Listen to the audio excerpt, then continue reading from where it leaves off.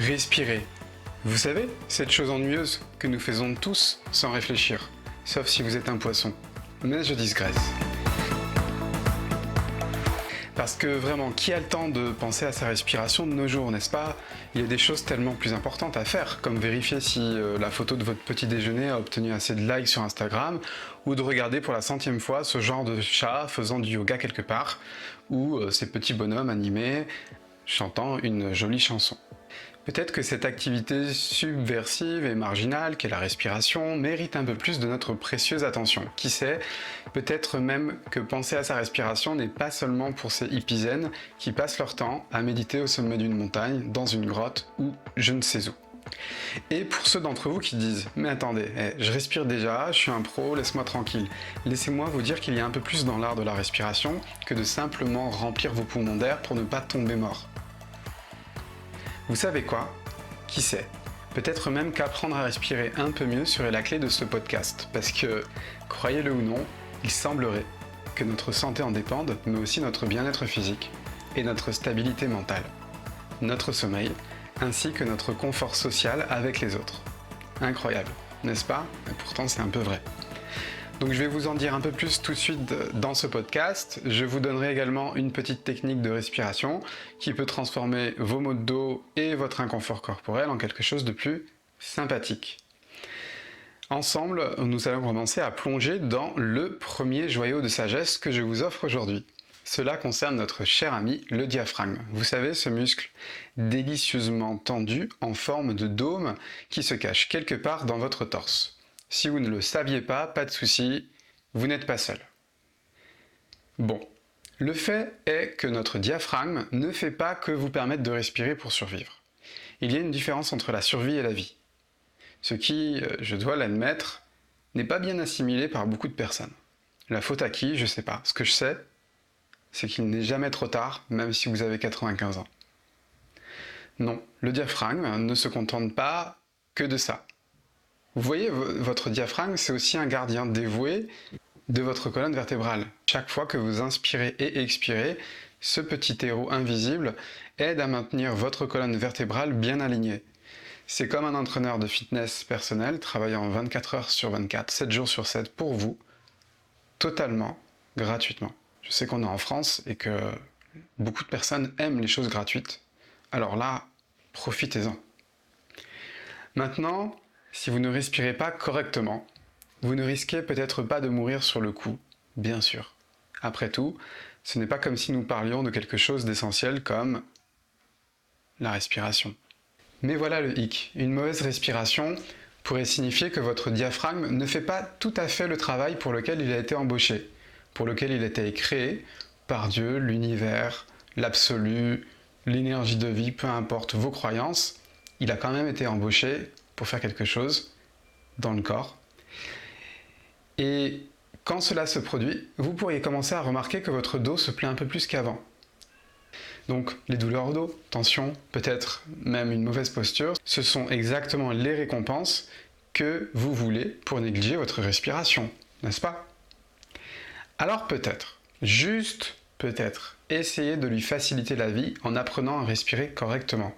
Qui sait? Votre dos pourrait vous en remercier un jour, mais aussi vos compagnons, vos amis, votre femme, votre mari, et tout simplement tout votre entourage. La prochaine leçon captivante d'aujourd'hui, le rôle biochimique du diaphragme.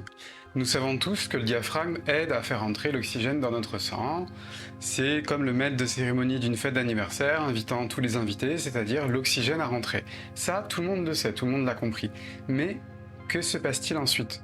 Comment l'oxygène arrive-t-il à nos tissus, à notre cerveau, nos organes, et surtout comment alimente-t-il correctement nos cellules?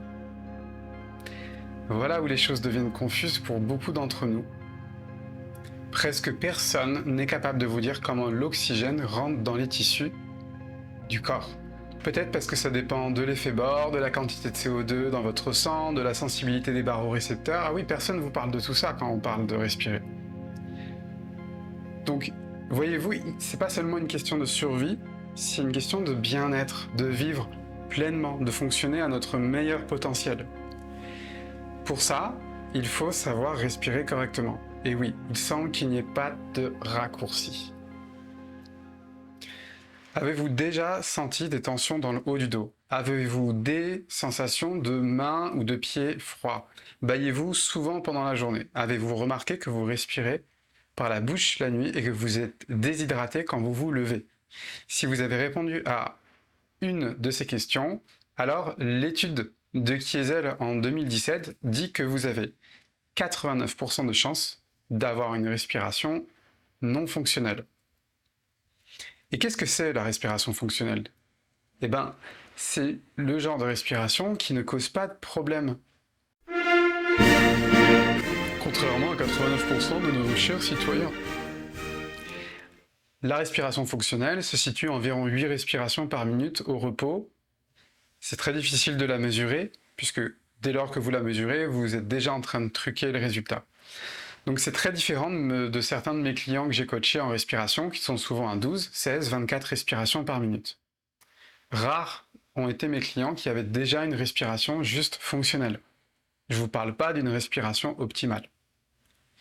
Donc oui, il y a des techniques pour ralentir le souffle et influencer votre système nerveux autonome, parce que croyez-le ou non, même si le système nerveux autonome fait tout le travail tout seul, il a toujours besoin d'un petit coup de main. Si lui ne sait pas respirer, devinez quoi? Vous ne savez pas respirer non plus. Et quand j'ai des personnes qui commencent à mieux dormir, qui ont des angoisses qui disparaissent, qui ont un stress qui se régule de mieux en mieux, je me dis que c'est pas anodin, toutes ces petites choses-là. Donc je vais vous donner une petite astuce pour commencer à emprunter un chemin plus doux et plus lent dans votre système respiratoire. Cette astuce allie les deux. C'est un léger ralentissement du souffle et c'est en même temps une activation correcte du diaphragme. Pour ça, vous allez juste inspirer et expirer normalement, c'est-à-dire sans forcer. Et à la fin d'une expire non forcée, vous allez vous boucher le nez et faire comme si vous alliez faire des inspirations normales. Vous le faites juste 2 ou 3 fois pour sentir l'activation du diaphragme. Ensuite, vous allez relâcher le nez et vous allez inspirer avec les sensations que vous venez d'imprimer dans votre corps. Vous faites au moins 5 cycles et vous allez peut-être déjà sentir le lien entre la descente du diaphragme et la relation avec le haut du dos. Je vous encourage à faire ce cycle de respiration suivant. Vous allez faire une activation du diaphragme, donc en vous bouchant le nez, en imaginant que vous respirez, sauf qu'il n'y a pas d'air qui rentre ni par la bouche ni par le nez. Et vous allez inspirer, expirer ensuite avec les nouvelles sensations pendant 1 minute. Puis vous vous bouchez le nez de nouveau et vous faites ça pendant 5 minutes. Et juste observez les sensations qui apparaissent. Pour finir, penchons-nous sur une règle d'or, un principe inébranlable, une vérité universelle de la respiration. Vous devez respirer par le nez. Oui, le nez, ce magnifique appendice qui trône fièrement au milieu de votre visage, n'est pas là juste pour être joli, ou peut-être pour être un peu moins joli, un pic, un roc, une péninsule. Non, ce n'est pas juste ça. Il y a une vingtaine de raisons, toutes très bonnes, pour lesquelles nous devrions tous respirer par le nez, que ce soit pendant nos exercices de respiration ou tout simplement dans notre vie quotidienne. Je ne vais pas vous assommer avec toutes ces raisons. Je vous en donne une qui devrait suffire à vous convaincre. Vous voyez, notre nez a cette fonction merveilleuse, il humidifie l'air que nous respirons et empêche l'eau de quitter notre corps. C'est comme un filtre écologique intégré, un économisateur d'eau si vous voulez. Donc si vous cherchez un moyen de réduire votre facture de bouteilles Evian et d'éviter la déshydratation, commencez à utiliser votre nez pour ce qu'il a été conçu et pas juste pour porter des lunettes. Nous arrivons à la fin de cet épisode particulièrement provocateur, je le sais. Donc peut-être que vous avez ri, peut-être que vous avez appris des choses et j'espère que vous avez pris surtout un moment pour respirer un peu plus consciemment. Si mon ton un peu taquin a pu vous chatouiller, sachez qu'il n'avait pour seul but que d'éveiller votre curiosité, de vous faire réfléchir et, espérons-le, de vous faire prendre conscience de l'importance de quelque chose que nous prenons si souvent pour acquis, notre respiration. Je m'excuse, sans m'excuser vraiment, si j'ai paru un peu moqueur par moment. N'oublions pas que l'humour est souvent le meilleur moyen de faire passer un message important. Il est difficile de penser à quelque chose de plus important que notre respiration. Donc je vous invite à continuer à explorer, à expérimenter et à vous émerveiller devant le miracle de ce système très complexe. Car qui sait, si nous parvenons tous à respirer un peu mieux, peut-être que nous pourrons ensemble créer un impact sociétal positif. Soyons fous, n'est-ce pas ? Merci de m'avoir écouté aujourd'hui. Continuez à respirer, continuez à vivre pleinement. Jusqu'à la prochaine fois, prenez soin de vous et respirez correctement. À bientôt dans un prochain podcast. Namasté.